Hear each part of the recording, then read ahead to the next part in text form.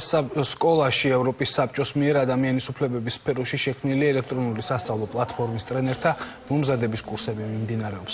პროგრამა ადამიანის უფლებათა ევროპული კონვენციის და ახალი სტანდარტების შესახებ ცოდნის ამაღლებას ისახავს მიზნად.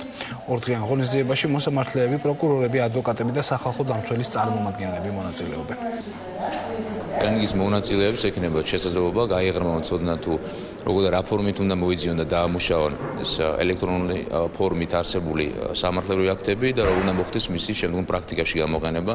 ტრენინგში მონაწილეობას ღებულობენ მართლმსაჯულების სისტემის სხვადასხვა სფეროს წარმომადგენლები, მოსამართლეები, პროკურორები, ადვოკატები, სახალხო დამცველის ოფისის წარმომადგენლები. მნიშვნელოვანია, რომ ჩვენ ადვოკატები, პროკურორები და მოსამართლეები დავსვათ ერთად, ჩაუტაროთ საერთო ტრეინინგი ადამიანის უფლებათა სწავლის კუთხით. საქართველოში უნდა დამთავრდეს ის ერა, რომ ადვოკატს, პროკურორს და მოსამართლეს სხვადასხვანაირად ესმით ევროპული სასამართლოს პრეცედენტული გადაწყვეტილებები. საჭიროა, რომ მათ გაიგონ ევროპული სასამართლოს გადაწყვეტილება ისე, როგორც ეს ტექსტშია მითითებული.